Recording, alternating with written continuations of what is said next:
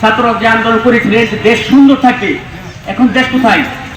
যেভাবে শান্তি বিরাজ হয় এই ব্যবস্থা করার জন্য অনুরোধ করছি, এবং আইনের যারা লোক আছেন তারা যেভাবে শান্তি আসে সেই ব্যবস্থা নেবেন। গেল বলে তার থানা জাত গেল, জাত গেল বলে দেখো ফকির চাপা চন্দাল মুছি, আমরা এক জলেতে সবাই সুচি।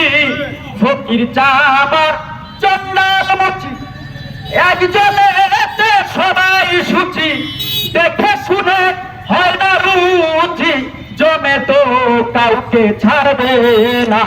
জাত গেল, জাত গেল বলে কি আজব কারখানা, জাত গেল, জাত গেল বলে। তাকুলুনি মাইয়ুক্তালু ফি সাবিলিল্লাহি আমওয়াত, উলিরা জিন্দা, তাতে খানাও পেয়ে থাকে, তাদের আমাদের খবর নাই। সূরা ইমরানে বলা হয়েছে খবরদার তাদেরকে মৃত্যু করেন, তারা জিন্দা। তাই আমার অনুরোধ, আমি ছিলাম প্র্যাকটিক্যাল, আমি কিন্তু ময়মনসিংহ শহরের লোক, আমি আপনারা অনেকে চিনেন আমাকে, আমি স্পটে ছিলাম, প্রোগ্রাম চলতেছে, ওসি সাহেব উঠলেন, আপনার নেমে যান, হুজুররা এসে গেছে, ওসি সাহেব নামতে পারে নাই, ঝাঁকে ঝাঁকে শত শত ছেলেরা এসে বললো, সব ভেঙে চুরমার করে দিল। আমরা চলে গেলাম, যাওয়ার পরে 3টার সময় যে ঘটনা ঘটেছে আপনারা দেখছেন, অনেক সব দেখছেন।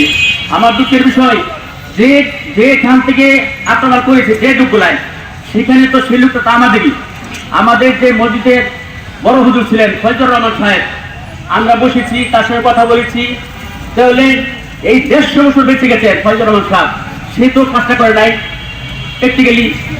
150 বছরের মাঝে সে কোনো এখানে মাজার আছে, মন্দির আছে, কিছু বলেন নাই। হ্যাঁ, তো আমরা অনেকে বক্তব্য রেখেছেন। এখন আমাদের দাবি যে বৈষম্য ছাত্ররা যে আন্দোলন করেছিলেন দেশ সুন্দর থাকবে, এখন দেশ কোথায়? আমি অনুরোধ করবো, আমার যে ক্ষতি হয়েছে আমাদের কালো সাথে সেটার সরকারের কাছে আমরা দাবি জানাই।